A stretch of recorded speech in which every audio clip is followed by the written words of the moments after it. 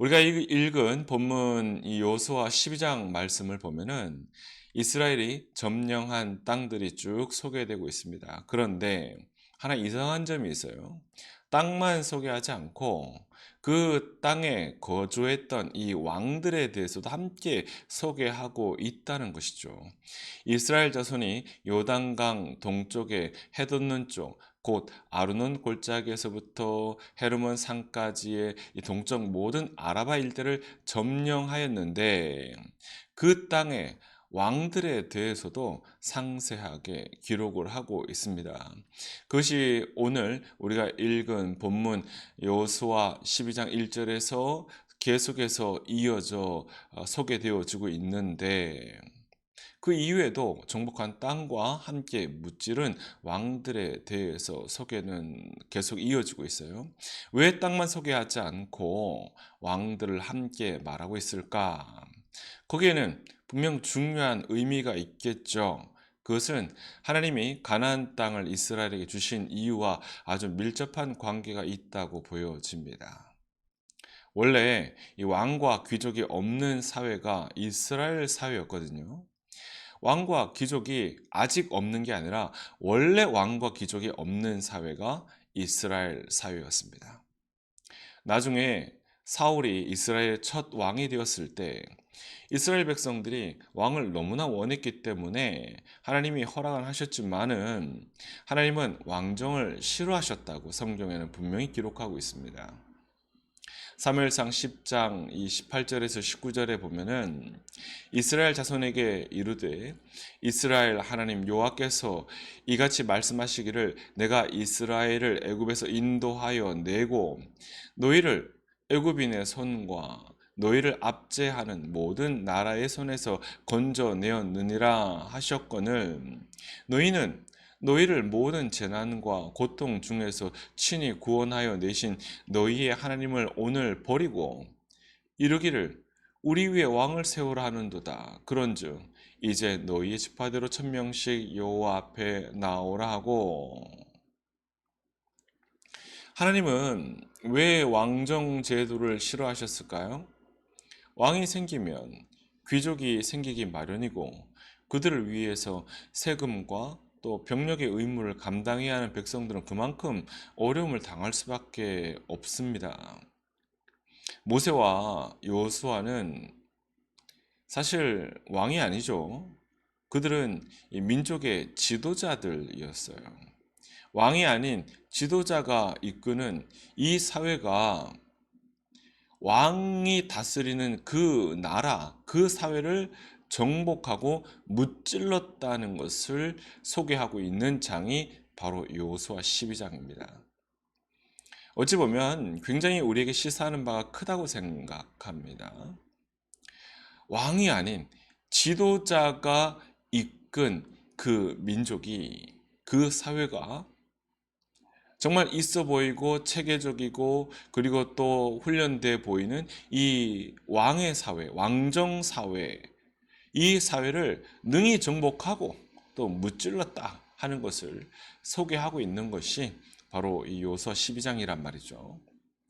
그런데 안타깝게도 이스라엘은 백성들이 간절히 원해서 사울 왕 때부터 왕정 제도를 갖게 되었습니다. 왕정 제도가 이스라엘에게 준 혜택이 있을까요? 이스라엘 왕들의 면면을 보면 왕정 제도가 이스라엘에게 혜택을 줬다기보다는 이 불행의 씨앗이 되었음을 우리가 알 수가 있어요. 물론 다윗 같은 위대한 왕도 나왔지만 그럼에도 불구하고 전반적으로 이 왕들로 인해서 그들은 오히려 더 불행하게 되었다 이렇게 표현할 수 있겠네요. 열왕기서와 이 역대서의 기록을 통해서 이스라엘에는 선한 왕보다는 악한 왕들이 훨씬 더 많이 있었음을 우리가 볼 수가 있어요. 물론 선한 왕도 있었고요. 우리가 정말 본받을 만한 그런 훌륭한 왕도 있긴 했지만은 손에 꼽을 정도밖에 안 되니까 역시나 이 왕정 제도가 이스라엘에게 뭐 혜택이 되고 어떤 유익이 됐다기보다는 이 불행의 씨앗이 되지 않았나 이렇게 우리가 볼 수가 있습니다. 도대체 왜 그럴까요? 왕들의 성격이 악해서일 수도 있겠지만 사람은 누구나 죄인이어서 왕이라는 이 절대 권력을 가지게 되면 선해지기가 어렵다는 거예요. 여러분 우리가 잘 아는 이 사울 왕도 처음부터 악했습니까? 아니요. 이 사울도 처음에는 겸손했어요. 누가 봐도 야 왕이 될 감이다. 훌륭한 그릇이다. 이렇게 여겨졌거든요. 근데 그럼에도 불구하고 이 왕이라는 절대 권력을 가지다 보니까 사람이 돌변하더라, 변하더라, 선하기 어렵더라. 여러분 이건 누구에게나 해당되어지는 사건입니다. 다윗이요, 너무 훌륭한 왕이지만은 다윗이 겪었던 이 광야 시간, 이 광야 학교의 시간, 광야 교회의 시간, 이런 시간이 없었다면 여러분 다윗이 제대로 하나님의 뜻을 받들어서 이 왕권을 유지할 수 있었을까요? 어려웠겠죠. 다윗도 얼마든지 변절될 수 있었을 것이다. 그러나 하나님께서 아주 혹독하게 그를 훈련시키심으로 말미암아 다윗은요 절대 권력을 가졌음에도 불구하고 하나님의 말씀에 순종하며 오히려 이 하나님의 이 주권을 더욱더 높여드리는 그런 왕이었단 말이죠. 아주 훌륭한 왕이었습니다. 권력은 부패하기 쉽고요. 절대 권력은 절대 부패한다는 이 말은 결코 허투루 들을 말이 아닙니다. 사람에게 이 절대 권력을 부여하면 그 권력자와 백성 모두가 불행해지는 거예요. 우리는 다 알아서 하십시오, 마음대로 하십시오 이렇게 맡겨주면 물론 자발적으로 선하게 잘 이끌어가는 모습도 있을 수 있겠지만은 이게 계속 그렇게는 어렵다는 거예요. 분명히 이 절대 권력으로 인해서 불행의 씨앗이 생길 수 있다는 것이죠. 목회자에게도 마찬가지예요. 목회자에게도 절대 권력을 부여하면 얼마든지 문제가 생길 수 있는 것이죠. 지도자는 필요하지만 여러분 지도자에게 절대 권력을 항상 준다는 것은 그렇게 옳은 선택이 아니라는 것입니다.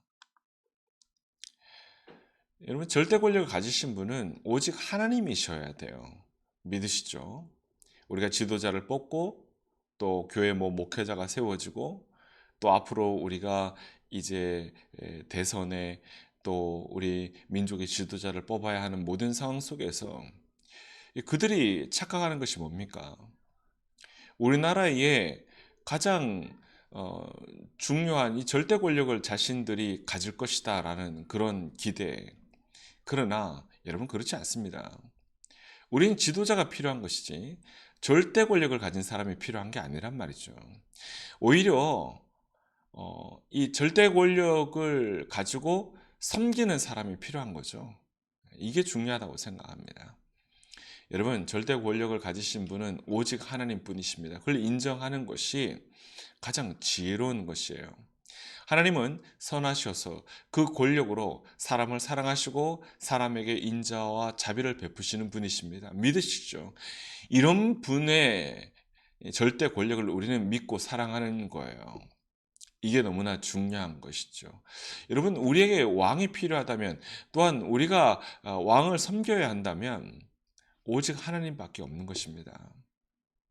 세상 사람들은요, 자신에게 주어진 이 절대 권력으로 자신의 유익을 취하고 또 얼마든지 남에게 불행을 끼칠 수 있지만 우리 하나님께서는 선하신 분이십니다. 자비하시고 은혜로우신 분이세요.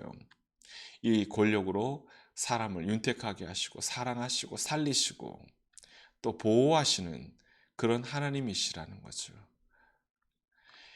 영원한 왕이신 분은 오직 하나님 한 분밖에 없습니다. 여러분 인정하시죠? 믿으시죠? 선하신 왕이신 하나님을 온 마음으로 찬양하시고 오늘 말씀을 통해서 하나님이 진정 왕이 되심으로 인해서 세상의 그 모든 왕정 제도, 세상이 자랑하는 절대 권력들 다 주님의 이 권력에, 주님의 권세에 굴복하더라. 이 말씀의 교훈을 삼고요. 온전히 우리의 영원한 왕은 하나님 한 분이시다 고백하며 인정하고 찬양할 수 있는 저와 여러분이 되시기를 주님의 이름으로 축원합니다. 우리 함께 기도하겠습니다.